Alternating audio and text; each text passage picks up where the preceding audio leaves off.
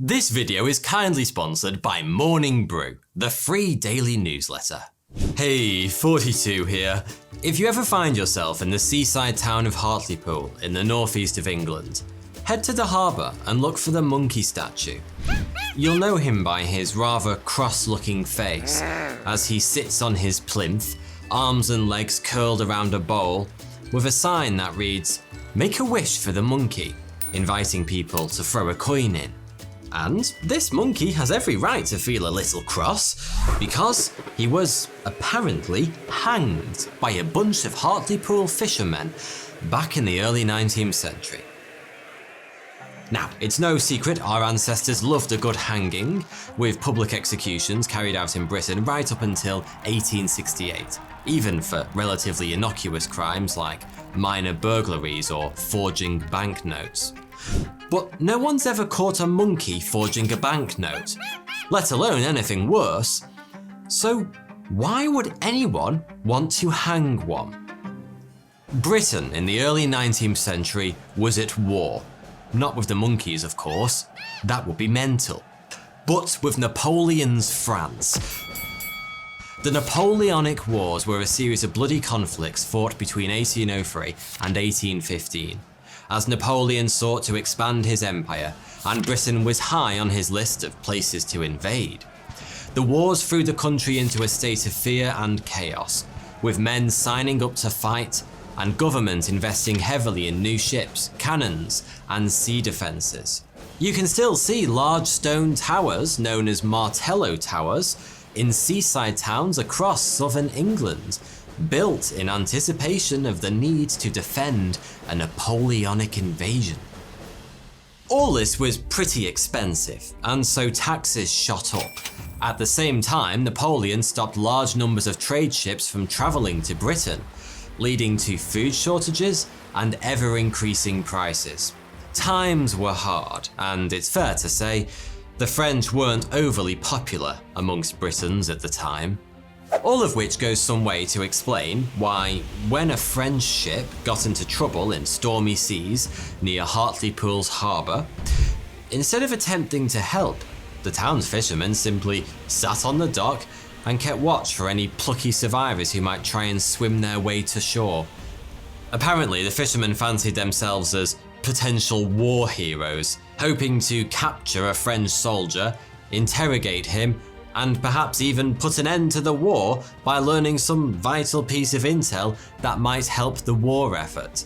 And they were, it seemed, in luck, because before long, a Frenchman did indeed wash up on the Hartlepool shore.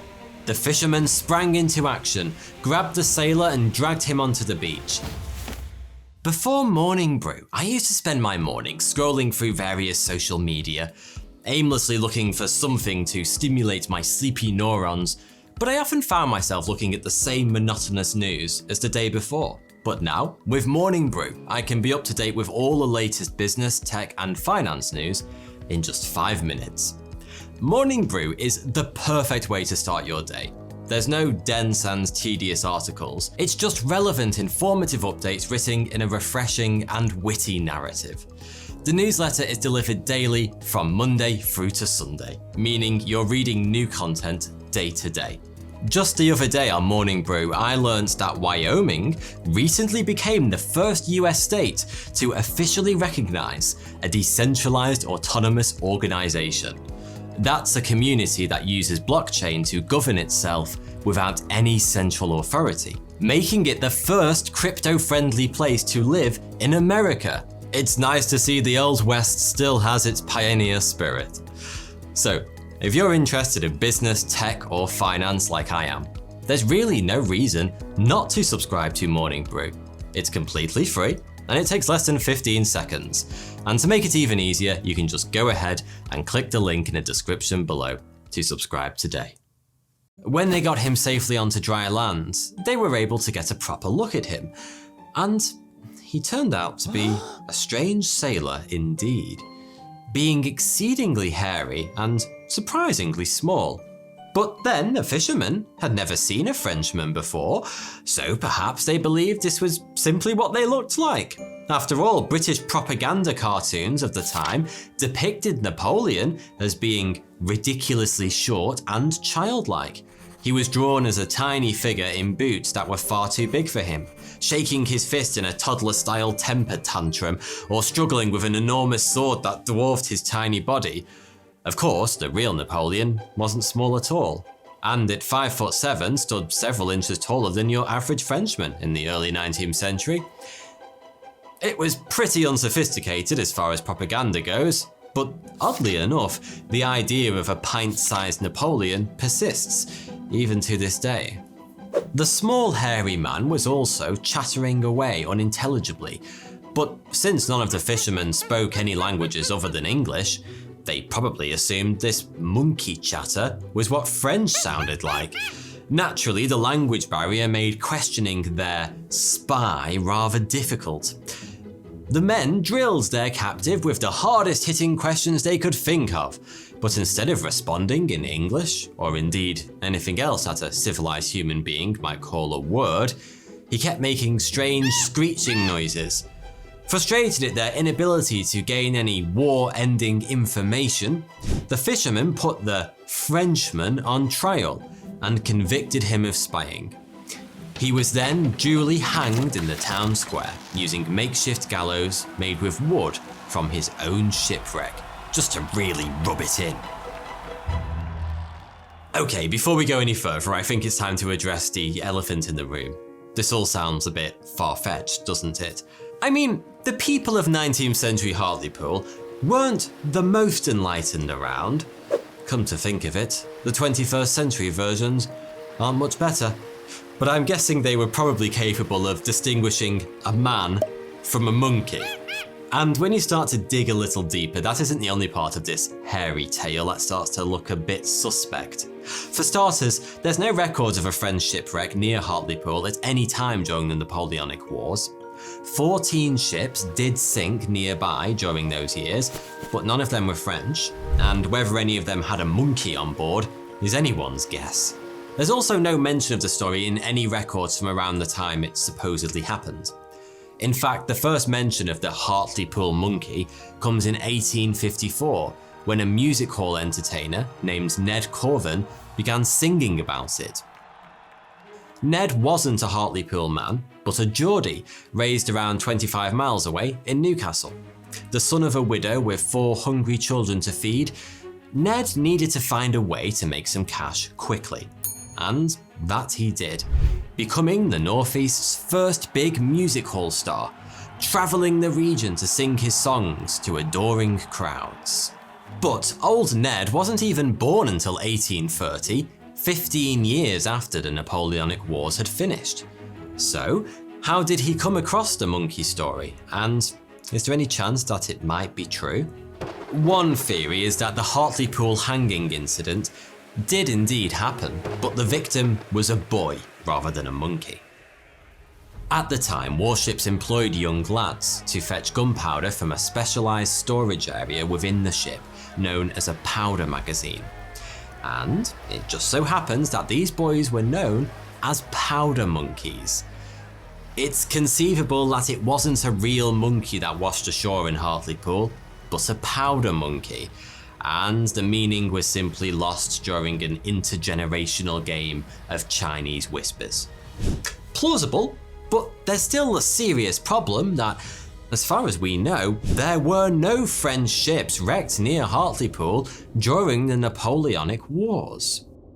Perhaps a more likely explanation for the Hartlepool monkey story is that it grew out of a similar story that originated in Scotland in 1772 and got rather out of hand. You see, Ned's song is very similar to a tune by the name of Bedammer's Hung the Monkey-O, which is about the hanging of a monkey after a shipwreck in the seaside village of Bedam in northeast Scotland. Not only is the story almost the same, the song has very similar lyrics to the Hartlepool song and was even sung to the same tune. It's thought that Ned Corvin would probably have toured Scotland and may have heard the song before adapting it for Hartlepool. Even that doesn't quite cover it though, as it turns out that there are, bizarrely enough, multiple stories and songs about monkeys being involved in cases of mistaken identity in the 19th century. In one, an Irish farmer goes to a barber shop for a shave, only to mistake a pet monkey for the barber himself. In another very similar story that emerged in Newcastle, Ned Corvin's hometown, a local labourer mistakes a monkey for a shopkeeper. And another Newcastle-based story from around this time has a baboon running through the streets dressed as a Russian soldier. It seems likely that a combination of all of these bizarre monkey tales inspired Ned Corvin to write the Hartlepool Monkey Song. But why this weird proliferation of songs and stories of monkeys being mistaken for humans in the first place? Well, either all these stories were based on real events and our great-great-great-grandparents lived in some kind of Planet of the Apes nightmare, or all of this monkey news was mostly just a harmless way to poke a bit of fun at people. The industrial town we now call Hartlepool was once known as West Hartlepool, distinct from the original village of Hartlepool a little way up the coast. Some think that Corvin may have written the song for a West Hartlepool audience, so that its residents could feel superior to the silly yokels up the road in the old village who were so stupid they couldn't tell a human from a monkey. However it might have come about, the Hartlepool monkey has turned into an unlikely source of pride for the townspeople, inspiring a play and several books. In 1999, the town's football club created a new mascot in honour of the hanged monkey, named Hangus the Monkey. See what they did there? Honestly, I could probably have done a whole video on this one mascot, who seems to have courted more than his fair share of controversy over the years. He's been kicked out of his own stadium on more than one occasion. Once on suspicion of being drunk, another time for pretending to have sex with a female steward, real classy Hangus, and once for sabotaging a charity tombola.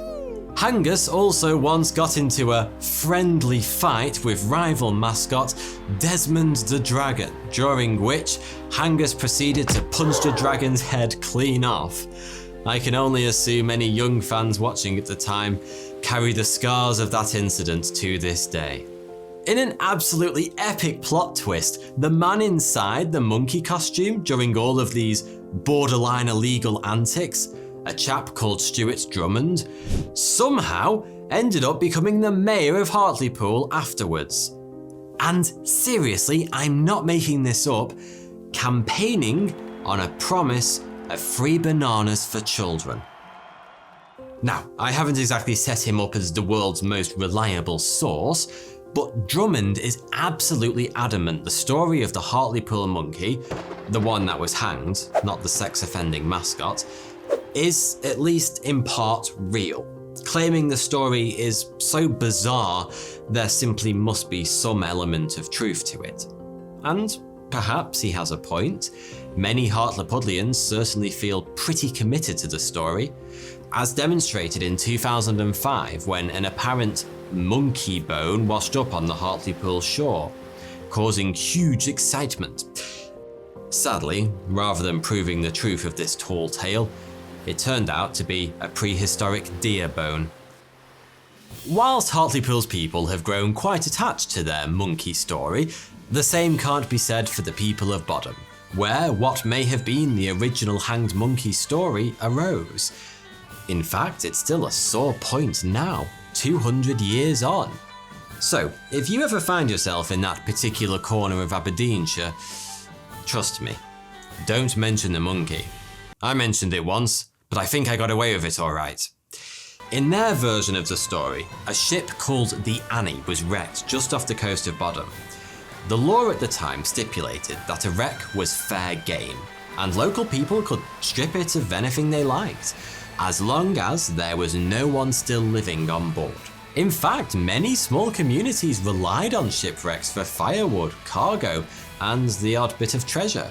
To the extent that when lighthouses became commonplace in the 19th century, there were protests because the locals didn't want to lose their regular shipwrecks and the chance to plunder them. And so, as would have been customary, when the Annie was wrecked, local fishermen climbed on board, intending to strip the wreck of anything they could use. They didn't find any men alive, but they did find a monkey, whom they promptly hanged. In some versions of the story, the fishermen did this because they thought the monkey would count as a living person, or they believed he was a living person rather than a monkey, meaning they couldn't strip the wreck. In other versions, it said they thought the monkey was harboring the soul of the devil. Either way, the outcome was the same. The devil monkey got what was coming to him in the form of a short, sharp drop. The story has been used to torment the people of Bodham ever since. It also fueled a bitter rivalry between Bodham and nearby Burnhaven. Burnhaveners were said to look down on Bodhamers as backwards monkey hangers, whilst Bodhamers responded in kind by viewing their neighbours as idiots for continuing to believe such a ridiculous story. So is this version of the monkey story at least true? It's certainly the case that there was a ship called the Annie that was wrecked off the coast of Bodham in 1772, but that's where the verifiable truth of the matter seems to end. No one knows why or how the monkey got involved, and whilst there's no evidence it didn't happen, there's no evidence it did either. But what we do know for sure is that Bodham's people dislike the song intensely, even 200 years on, and emphatically do not want to be seen as callous monkey murderers. I think we can all relate to that. Perhaps the people of Hartlepool once felt the same about their monkey story too. But I, for one, am glad they didn't try to sweep it under the carpet and now tell it with pride. Tall as this tale may be, it offers a fascinating glimpse into how stories can catch the imagination, be told and retold over the generations, and how the most unlikely things can be believed, even centuries later. Thanks for watching. Check out my new podcast, Random Interesting Facts, available on YouTube, Spotify, Apple Podcasts, and anywhere else you get your podcasts. Link in the description below. Thanks.